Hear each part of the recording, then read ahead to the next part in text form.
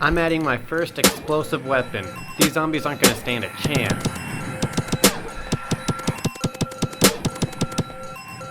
Welcome back to another Zombie Prison Break devlog. That's right, you heard my intro right. I'm adding my own RPG, my own javelin, my own grenade launcher.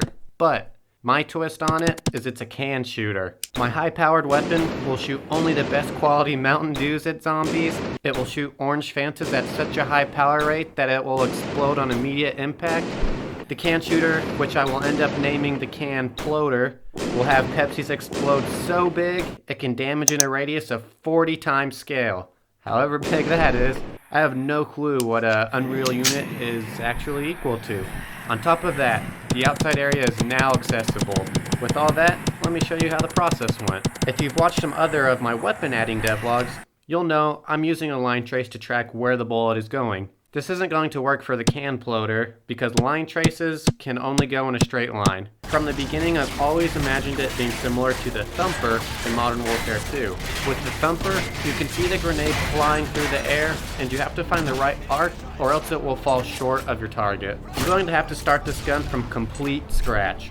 I made this super fancy gun model, but don't worry, it's just my prototype gun. Then I dove into the blueprints. Luckily, Unreal has a fancy node called Add Impulse. It projects my explosive forward by any vector amount I want to, so I can make it go flying super far, or I can make it barely fall out of the barrel. Once I tweaked those values to what worked for me, I then needed to add explosion particles. It's extremely unsatisfying right now, watching a supposed explosive ball hit the ground and not see the explosion. I quickly fixed that, so when the ball hits something, you 100% know that it hit something.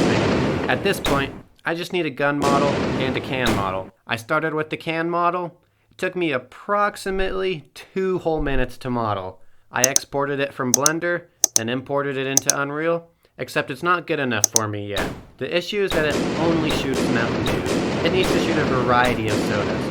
I researched how to make a material that picks a random color every time an object is spawned in, and about an hour in, I still had nothing that worked. I took a step back and realized I can change the material by setting it at Event Begin Play. So now my can shooter shoots Mountain Dews, Pepsis, Cokes, Orange Fantas, and Lemon LaCroix.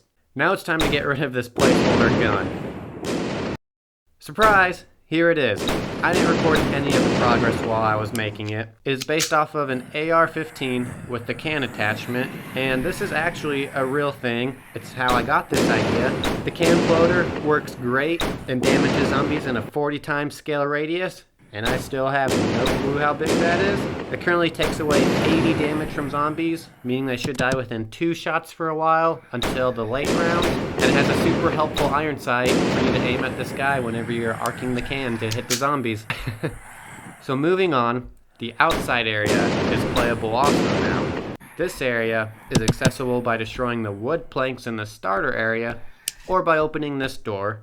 And those are the only 2 ways, even though you'll notice the gap in these fence areas. Also, because being outside gives you a lot more room to run around, more zombies will spawn, so be careful not to get trapped. You will also need to be careful when crossing the walkways. If you don't make the jump, you won't be able to jump out of the walkway. So either risk it or keep points saved up so you can open a door in an emergency if you don't make the jump. Finally, I hid the can ploder in a rock. I can't just give this gun to you for free. It's too good for that. It is hidden in one of these rocks which you can pay to get removed. I eventually want to make the outside area more interesting, so if you have any ideas of what I can add here, let me know in the comments. I also had to remove sliding for this build.